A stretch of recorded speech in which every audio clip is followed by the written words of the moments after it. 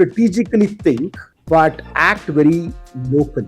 Has virtual leadership made leaders stronger or exposed their weakness? That bias that comes in proximity has to be removed. And then obviously you got to remove the authority. Sometimes we are 7,000, 8,000, 10,000 miles away.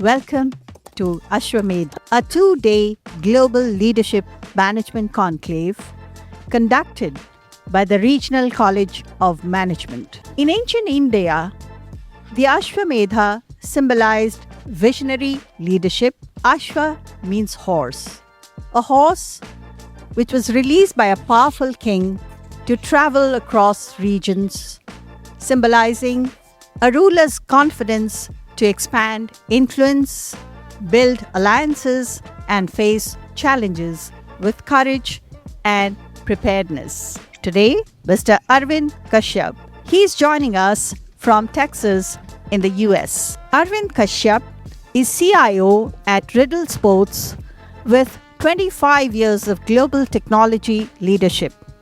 He drives enterprise-wide digital transformation, managing multi-million-dollar budgets and high-performing teams. His expertise spans enterprise modernization, scalable platforms, and business-aligned digital solutions. With a purpose-driven approach, he leverages data and emerging technologies to build resilient, future-ready organizations focused on innovation, safety, and performance. Our next panelist is Dr. Soumik Parida. Dr. Parida joins us from Ho Chi Minh City in Vietnam. Dr. Soumik Parida is Associate Program Manager and Senior Lecturer at RMIT University, Vietnam, with 18 plus years of global experience. A young once ADC jury member, SFHEA, he teaches creative advertising and AI integrated strategy. His students have won D&AD, Clio, and Future Lions Awards. Formerly at Mullen Lenters, he led major campaigns. He holds a PhD in nation branding and an MA from Southampton. Dr. Parida will moderate the session today. Actually, probably they'll just engage in discussions and interact with the participants. Over to Dr. Parida. Well, thank you so much, Dr. Itishri Devi. First of all, good morning to everyone, and good evening to Arvind, who is in US, and I believe it would be around 10 p.m. right now over there, right, Arvind? Yeah, right about 10 p.m. Yeah. It's about 10 p.m. Okay, I would like to thank Professor Shraddha Padi, who invited me for this talk, and Regional College of Management, Bhubaneswar, for hosting this conversation. As you got my introduction, I am Dr. Soumik Parida from RMIT University, and primarily currently I am leading the advertising stream across 2 campuses, one in Saigon and one in Hanoi. And I also work very closely with my counterparts in RMIT Melbourne. I work with teams, with students across campuses, preparing the world that no longer needs for anyone to be inside the room. So, as you know, today's theme is the virtual leader navigating geo boundaries with global agility. But let me start bluntly. Leadership used to be about presence. You walk into a room, you shake hand, you try to crush the other person's hand to show that you have leadership, and you always commanded attention, inside the room. But that world is gone. Today, you log into a call, half of the cameras are off, someone is on mute, and if someone is not on mute, there is a lot of background noise, so you have to put them on mute. And your authority is always competing with unstable Wi-Fi. So here's an uncomfortable question that I would like to ask everyone. Has virtual leadership made us better leaders, or just more efficient coordinators? And are we building a global agility or just surviving the digital overload? And for young leaders and young students who are listening this morning, are you being trained to think globally and lead systems, or simply to manage meetings and dashboards? As I said, we are very fortunate to have Arvind Kashyap, who lives this reality daily. And we just want to say that we don't want to have a very safe advice-based session today. We want to kind of stir it up.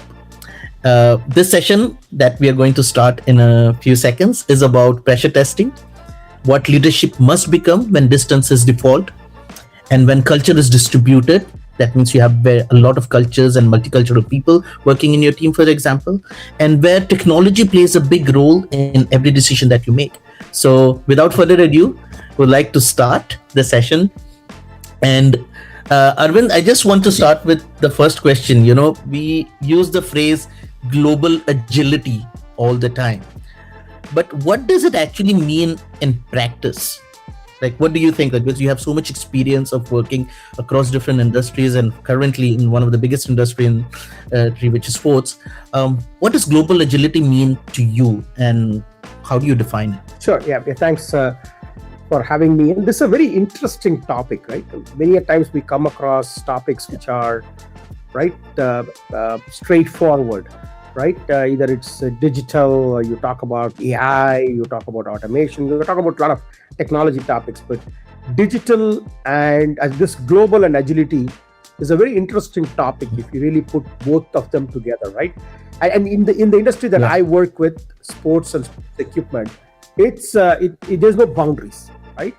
We have teams in different countries, we have players in different countries playing the same game.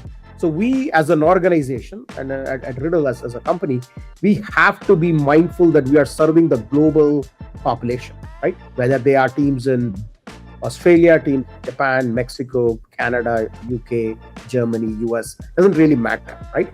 So what comes to my mind when you talk about global agility, there's 2 points that come to my mind very clear. One is to strategically think, but act very locally, right? Because what drives the global agility is that the strategy plus that local flavor that is required to make it happen, right?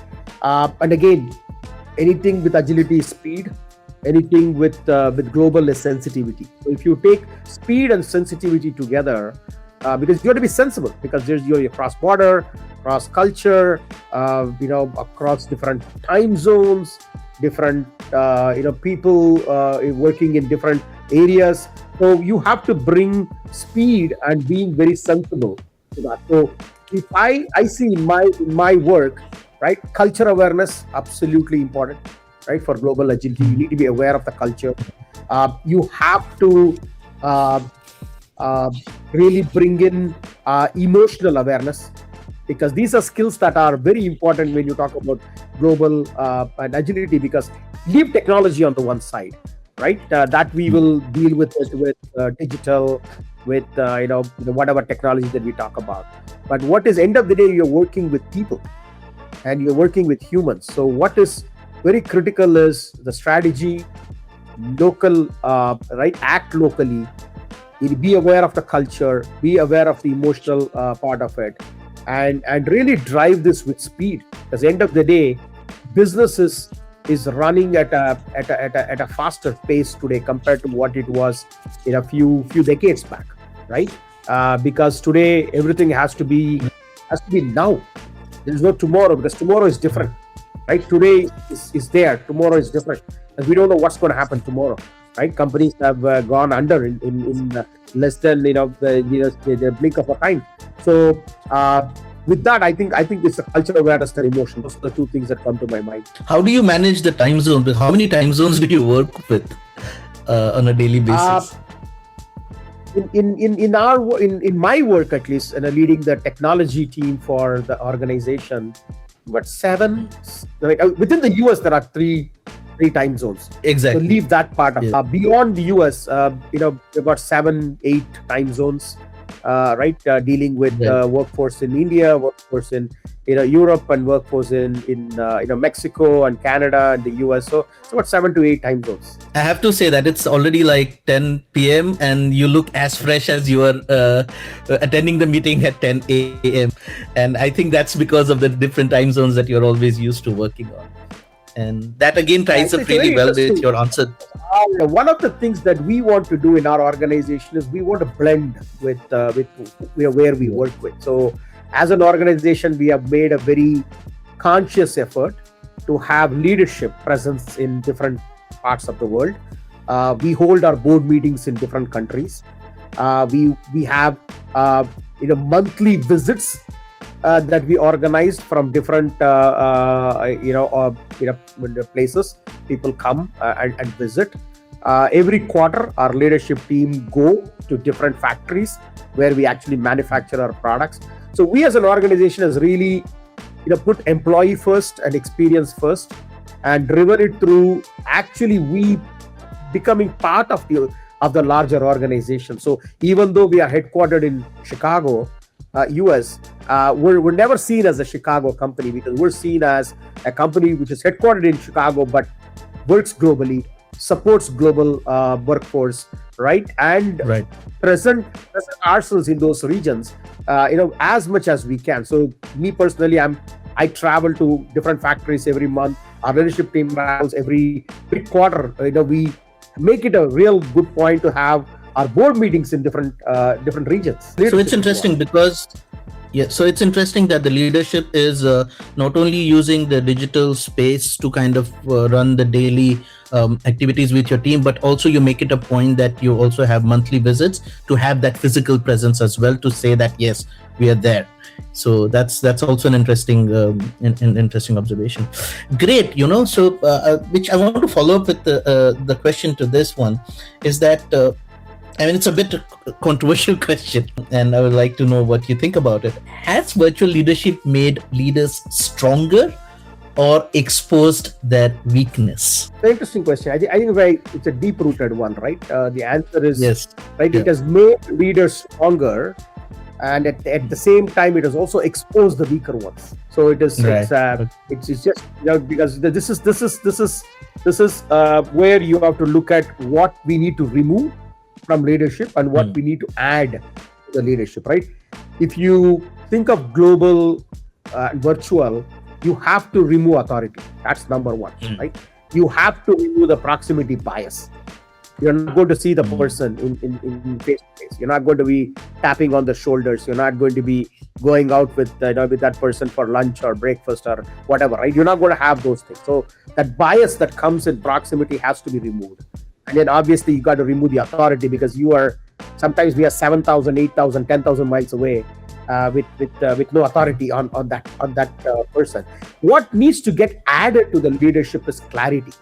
It's very, very important that leaders have to have a clarity, because how the other person perceives. Think about the teams are going to perceive. For example, if I am talking about a strategy, I'm talking about execution, I'm talking about what we do in the next 3, 6, 9 months, clarity in which I have to speak absolutely becomes important, because you are now being perceived in different parts of the world in a very virtual manner. And if we are not clear, if as a leader you're not clear, right, it is a translation problem that we always have. The number two thing is we got to be trustworthy. I think the number one skill that the leaders will have to develop is that employees have to trust, right? If you don't have, if you don't build trust, right, it's going to break really fast, because you're not in front of them, you are away, and the trust is number one, skill that the leadership team has to develop. And then the third thing, very important, is communication discipline, right? We sometimes think we over communicate, but I think in a virtual world where we are, it makes a lot of sense to communicate, and you have to have a discipline to communicate, because sometimes silence, for all that matter, we say silence is important. Silence in a virtual world is very dangerous. You don't know whether somebody agreed, whether somebody liked it, somebody is going to follow what you say. is going to execute what you said. So silence is a very dangerous weapon in a virtual world. As a leader, we have to break that silence. That means you got to communicate, you got to have a dialogue, a conversation. In order for that, you need to have a clarity in what you're going to say. So it's an interesting one. It's definitely makes the leader stronger, but it also exposes the weaker ones very quickly. I mean, for me, because when I'm leading my team here, it's also about inclusion. Because I think I have teams across different time zones like you, and it's also important for me to make sure that each team feels included, as you said, has a voice, and also it helps me to stay connected on a daily basis because I use technology. I use Teams. I have separate Teams channels to talk to my teams, different teams, and to ensure that there is always some kind of conversation. And sometimes also it can be something super silly also. Doesn't have to be always a serious conversation because we are in academics and we always try to kind of share some examples with what our students sometimes did, or if we are working on some interesting research projects, or as we are having a session today, sharing about all that. So yes, thank you so much. And I really appreciate the fact that you also said that silence in digital space is basically kind of a suicide, because you want your team members to know that you are there for them always, and you want to keep that dialogues open. And that's also interesting that a lot of teams like that also, I also do that every probably once in 3-4 months. I do travel to Hanoi, for example, to meet my team there, to have that physical presence, to go out for a dinner with the whole team, or to meet one-to-one, to have discussions. So I think both of those things, keeping that balance is really important. And yes, also it does not reduce the accountability, it actually increases the accountability if you look at it. Yeah. Great. Thank you. Moving forward, I want to talk about credibility without presence, because in physical environment, your authority is always reinforced by the presence. You walk into the room, you have that aura, you want the people to kind of feel your presence, But in virtual environments, how do you establish credibility when you are not in the room? And I think it's universally relatable to everybody, because yes, we want to say that we have that authority, but how do you do that? How do you practice that? Not easy, right? Yeah, it's not easy. It's not something that get taught in a management school, right? People don't teach some of the things, right?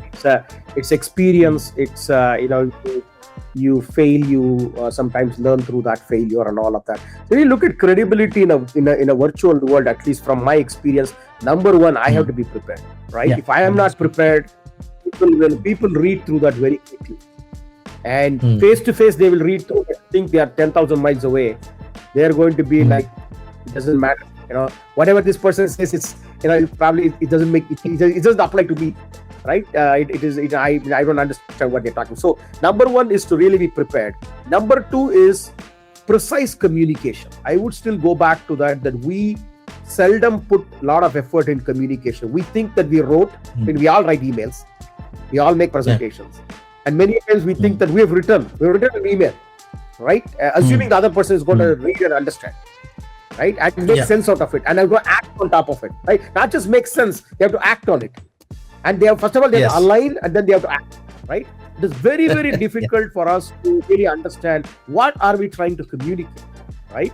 Because we cannot write stories, right? We cannot go in our culture. We say round and round. We cannot go round and round. We can mind, right? And you have to make that other person buy into what you want to do, right? So precise communication, and then consistency is important. I think the discipline as a leader, right? Not just do it once. I keep telling my team, right? Doing it once is great, but you got to do it consistently over and over, so it becomes a habit in the way we do things. Because people look at, is this repeatable? Is it a one time, right? Many a times we think that one communication is enough. I sent an email, everybody will agree, right? Everybody is now charged up. They want to do what I'm telling them to do, right? But I truly believe that it takes us continuous, right, reinforcement, right? Repeatable communication, and have a disciplined way of doing it. and stay true to the end of the day. Stay true to the strategy that is there, because if there are changes, communicate those changes. Because in global in a global setup, right? What we are really missing in the global setup is that, right? It's not just the virtual barrier of dealing with different people in different parts of the world. What we really are missing is that we're not visible there. We're not in front of them, right? And if you're not in front of them, how do you communicate? What is the strategy and why has it changed? In the business world, nothing is going to be set in stone, right? Every year we look at the year with different themes. For example, in my world, the year of 2025 was year of experience. So we did a lot of things to improve experience to our business users. This year, 2026, is the year of simplification. So we're simplifying our processes, simplifying the way we do things. Simplify means, get rid of all the redundant things that are there. And next year is the year of what we call as, it's realizing value out of technology. And the year after is the year of acceleration. So, when we put together 3 to 5 year plan, right, with the clarity, that communication becomes so important, and the discipline it becomes even more important. Strategy versus speed that you said, when you started, you said that speed is so important. How do you balance decision speed with global alignment? And you have teams spanning across regions and cultures. That's not, again, that easy to say, but how do you do that? It is easy said. I think it is that mindset of accountability, right? And clearly everybody exactly what they are accountable for, right? So what we say is, as global leaders, I keep telling my teams, right? Don't do time tracking. Track value and communicate value, right? Whether they put 4 hours, 8 hours, 12 hours, 16 hours, right? We're not time tracking. We're always looking for what value have we delivered, right? And then the second thing is, we're not actively monitoring. We are actually monitoring their accountability. We are actually measuring their accountability metrics. So moving from monitoring teams to more of metrics driven and very transparent metrics driven. So it's not like, we capture metrics and we want to make sure that everybody is know what we're capturing and what we are measuring. And then we're not tracking time. One of the things we never do in our organization is to track time. We always track value. What value have we delivered to the business? End of the day, technology teams have to deliver value to the business, right? So what value have we delivered? And quantify the value. Once you start quantifying the value, time goes away. Whether we put 12 hours, 18, 20, 50 hours, 100 hours to do something, because now we're talking real value to the business. So value and metrics are the two main things that we should think about. And like, for example, you have a team which is from a different culture or from a different region, and you have to do the performance review, like how they have performed over that year, right? So because you're not physically seeing them doing that, and you say that you're tracking value, what are the matrices that you use in that case? Like, for example, there is a young person who wants to really perform well, wants to really impress the the leaders, but there is a distance. What should they do to kind of bridge that gap? Yeah, it starts from the beginning. So when you hire a person, or when you have a person in the team, setting up those value goals for them is very important. You don't come in the end and start asking questions. You start from the beginning to say, hey, this is the value that whether value is reduce waste, right? Bringing digital technology, right? Reducing effort, reducing the cost of technology services, right? Helping businesses to do more with the same or more with less, right? Extending the value of technology, because we are not always we need a shiny object. We always want to make sure that we're sweating the assets. So anything that we have can extend the life of it. For example, if there are laptops, can we extend the life by 3 to 5 years? If there are servers, we want to extend their life. We are not here to keep buying new things, right? That's never going to work. So we want to make sure that we're sweating things. So we set up clear goals for our teams, so that when times to measure them, that there is no ambiguity. And one of the things that we also started to practice is, measuring at the end of the year is good, but we want to make sure that we're measuring it periodically, right? Because the continuous feedback, even in our world, becomes even more important, because you don't want to come after 12 months and say, hey, tell me what have you done. Rather, every single month with the feedback loop, so that it is easy for somebody sitting 6,000 miles away to be part of the whole thing, because now they know that, hey, what are we looking for from a value, and they have real goals for their work, and they're able to now march towards those goals that we have set for them. Same thing. We also do the same thing here. Like, we do ask our team members to set up goals. We constantly also give them the opportunity to review the goals and change it until a certain period of time towards the end of the year. And I also meet with my team like at least 2 times in a year, just to discuss their progress, how they are, if they need any help from me or from my team or from the university. So yes, as you said, it's very important to have those set up goals. And if you are an employee, if you are a young manager, then for you also it's very important to kind of take that advice and be visible in front of your leaders by understanding what the organizational goals are, and you also look at your own goals to see that how is it matching with what organization is looking for. For example, as you said that this last year your organization was about the experience. Now, if you have a team member who is not looking at experience and doing completely different, then there is no alignment, and then there is a gap. So also for leadership, it's very important to let the teams know that what your goals as an organization are, and how you can coach them and help them to achieve their own goals in tandem with the organizational goals, and that's going to help them, right? Every organization needs to follow that. Is while setting goals is clear, most companies do that. Most organizations set goals. We've also gone above and beyond and really made learning objectives for them, because people have to learn.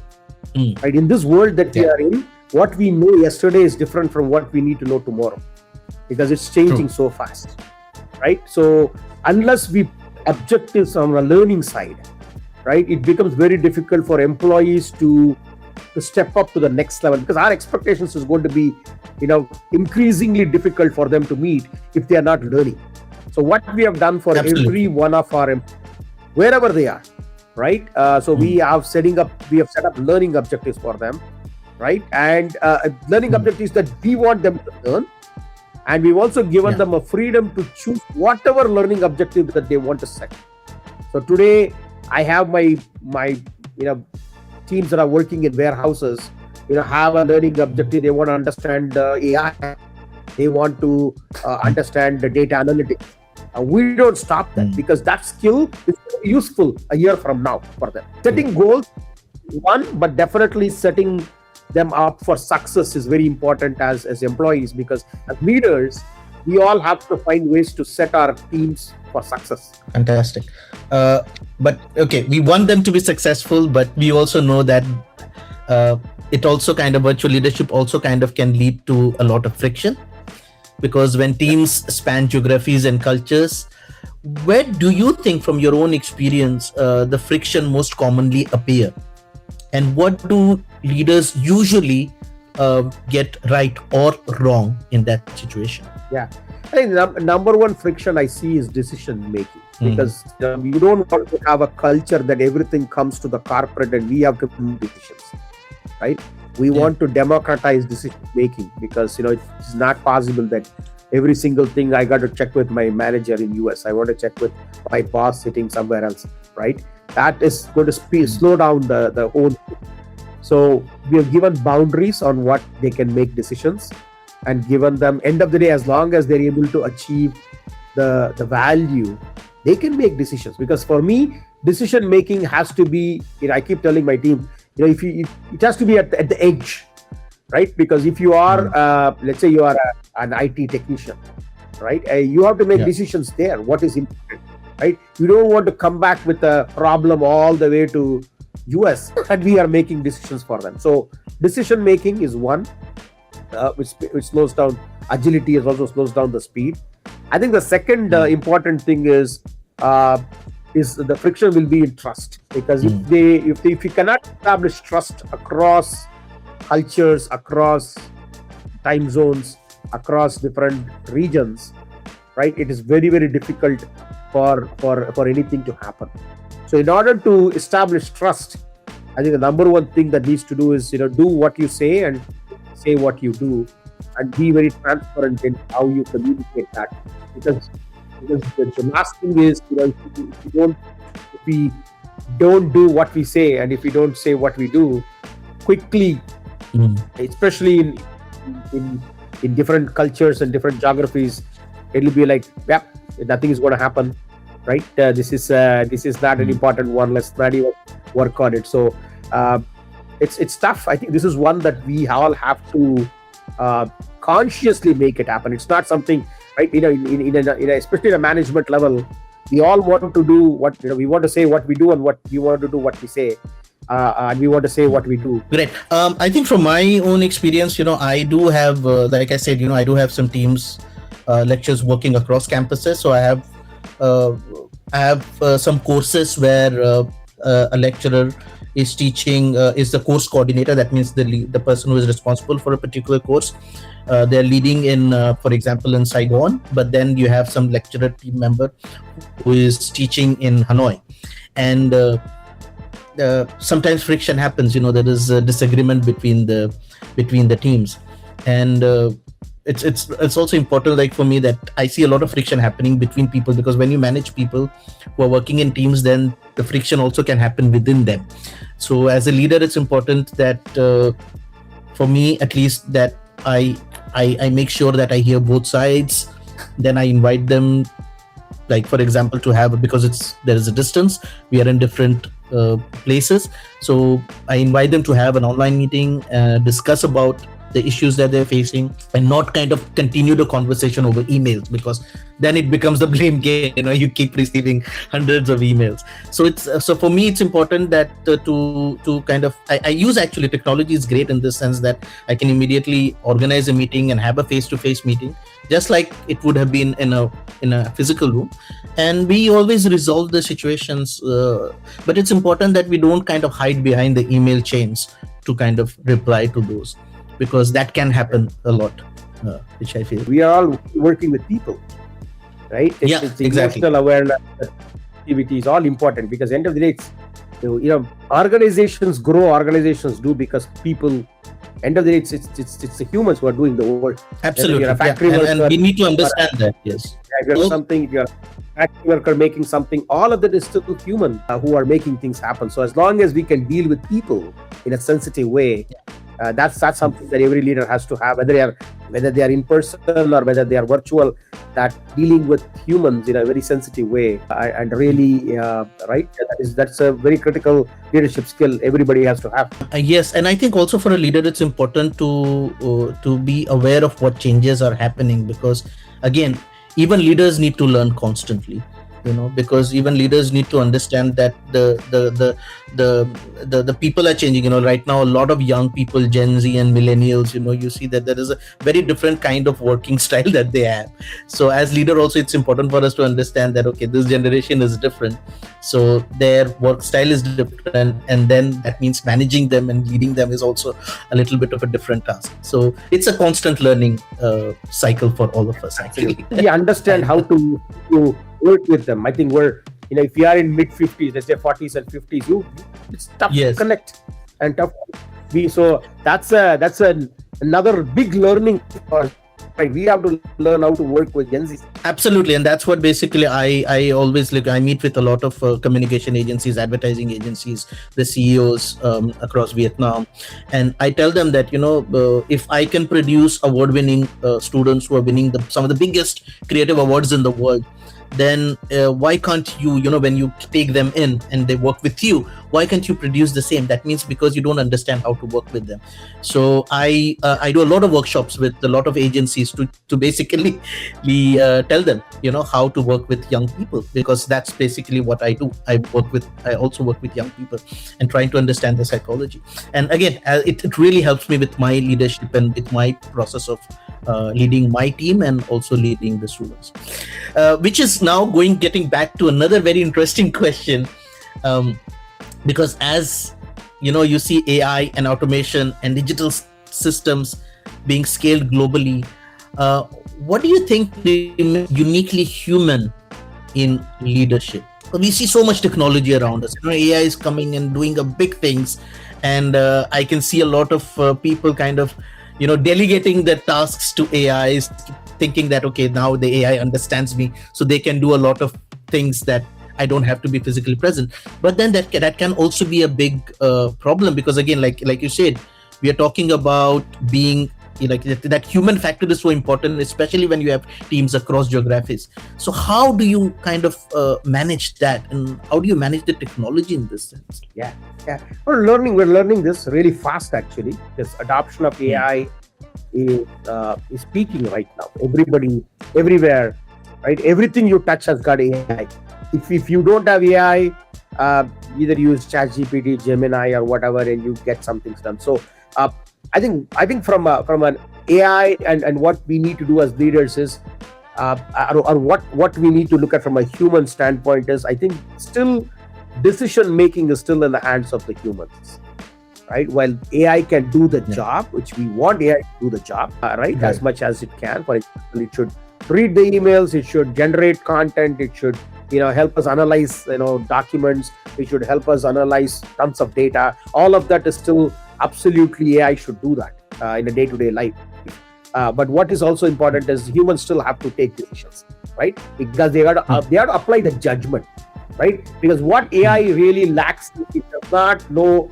It doesn't have a judgment capability, right? Does it apply to us as an organization? Does it apply to this situation that we are in? Does it apply to the market conditions that we are dealing with, right? Because AI doesn't have that quotient of bringing, it brings a lot of things together and does it, but what it lacks is that this judgment that we all as humans have to do.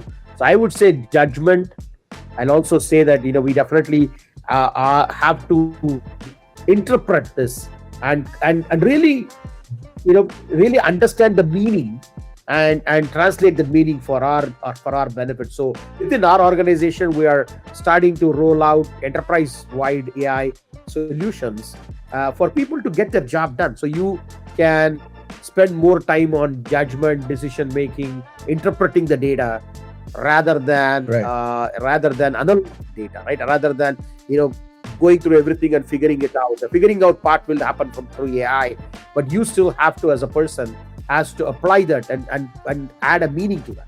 Yeah, absolutely. Like for example, I have this because I come from advertising industry, so I'm very and when you are in a creative field, you deal with your team members. You are very. I used to be very direct, very straightforward, because time was essence. You want to kind of come up with a lot of ideas in a short period of time, and there was this non-ability of accepting something which is not good or great. You always want to do great. So I used to be very harsh with my emails. When I write an email, I would be very harsh to my team members or to my students. And when I meet this face to face, I'm really nice, but when I'm writing emails, I'm very straightforward.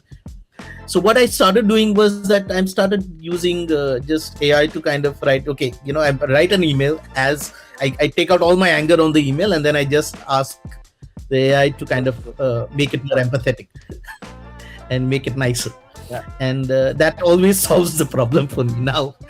I think I don't have those issues with the team members who think that I'm really, But about 10 years back, my boss told me that when you write an email, this is my boss telling me 10, 15 years back, he said when you write an email, walk away from it for 2 minutes, come back and read it. Right? I do that today. Even today, I don't hit the send button. Right? I either do a send delay, or I come back and read it once to see. So AI is that. It's just it's giving you that little bit extra time to say, hey, I wrote it, but make it appropriate, right? It's a difficult thing. We are doing the same. All of our employees to do that, right? It's now see in our company we have this. Everybody has a this idea of different waves. In our company, we have a wave of first, it is going to be unacceptable, right? So nobody's going to accept AI, right? And that was Yes. what couple of years back when like no employees say, oh yeah, employees said AI is not going to come. No, we're not going to believe in AI, whatever, right? So AI was unacceptable. Now AI is acceptable. So they're accepting Yes. that AI will be part of life, right? Part of their daily job, right? In a year from now, it will be expected. So they expect Yes. AI to be doing the work. So we're now moving from, we have already moved from unacceptable to acceptable, and now we are moving from acceptable to expected. And when expected zone, right, it is commingled with human. So it is going to be right AI plus human. I want to talk about something about like what is one traditional leadership habit that simply doesn't work anymore in a globally virtual context. What do you think? Like, what is that one? I mean, you can give more than one example, but what do you think that's one thing that's just not working anymore? I think what is not working anymore is the visibility bias or the proximity bias that we normally have, right? Because every day I see a person, right? There's a sense of bias that comes in, right? In a virtual world, that's not going to work at all. You're not going to see that person. Every day I walk into my office, right? I see somebody at 8:30 in the morning. I see somebody coming and already working, right? I say, what? Look, this person is like super worker, right? Right? I put it. That person comes at 8 o'clock. I come at 8:30. The person comes at 8 o'clock in the morning, right? And I leave at 5 o'clock. They're still working. Oh, look, this person is working so hard, right? And doing a lot. That is, I think, one that eventually is not there in the virtual world. We have to overcome that bias. And I think that's where you talk about the accountability metrics before that. You kind of you create systems. You create systems to remove bias and make it based on the accountability, like what you're accountable for, and that's basically how you kind of evolve in that. Absolutely. That's great. I think also we are seeing some interesting examples of leaderships globally. Like you have Donald Trump, who has a certain kind of leadership, like a very masculine, strong leadership presence. And do you think that's kind of going to go away, and it's in more empathetic leaders are going to be created moving forward, or is it still like that kind of leadership is still going to be there? I think it's a question of short time frame, right? Short term versus long term. Right? We're building a Riddle as an organization. My company today is 95 years old. We have seen and lived the legacy of 95 years, right? If you are building an organization with that strong belief that this is going to be a long term and we are going to be in this, then you need to have empathy, to have that connections to people. But it's really a short term, and there are many short term. A lot of companies have a short term view. Hey, I want to hit my this quarter revenue. I want to hit my this year's quota.